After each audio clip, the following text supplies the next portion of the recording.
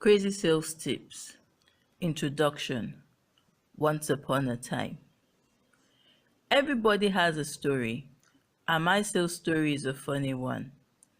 I got into sales by accident. Growing up, I was a quiet, timid girl.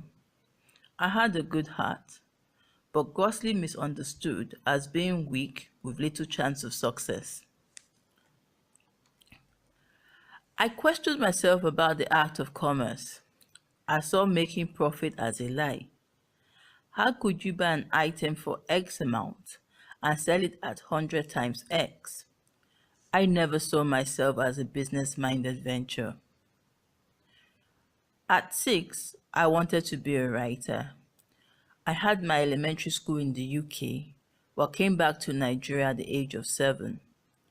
This yearning later metamorphosed to becoming a nurse. I guess became to be because I always had the urge to right the wrongs of everyone.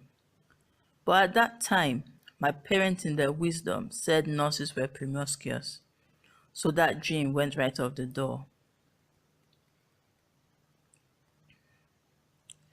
I enjoyed going through my dad's chest of books. I read to keep myself company, locked up in a world of my own. Reader's Digest were my favorite pastime. I fell in love with chemistry in secondary school. It looked like the heavens to me. It was a beautiful mystery, but I could imagine and visualize the beauty around me. I wanted to be a petroleum engineer, but my parents wanted me to go to the university and not a petroleum institute. I went to get a first degree in industrial chemistry, which I can say I think like a chemist, looking for solutions in problems that surround me. I was not the brightest chemist, I must confess. However, I am an intelligent girl. I quickly understood that I was not going to enjoy being in the laboratory. As customary in Nigeria, you serve a year in the National Youth Service Corps. I was fortunate to be posted into the laboratory of Maiduguri flour mills. Our major task was to ensure the quality of products coming out of the mills. No research was carried out in the 1 year. So it was the same task day in and day out for 10 months. Quickly, I began to question my line of work. Coming back from service, I knew I did not have the luxury of staying home without a job.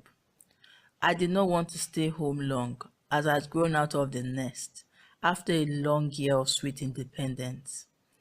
I had an offer to go to the UK, but I guess my childhood ghost of being bullied on the streets of Western Supermare made me want to stay in Nigeria and be a local champion.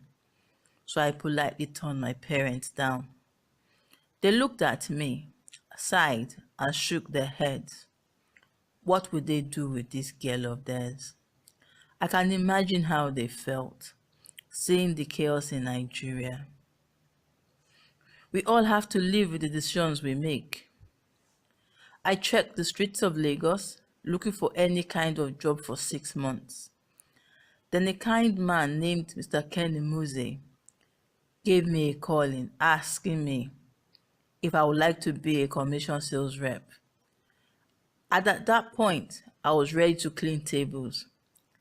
I began the interviews, from the aptitude test to the oral interviews. One afternoon, a dispatcher brought the offer letter of my first job, commission sales rep. I was to resume 15th August 2000. End of introduction. Crazy sales tips.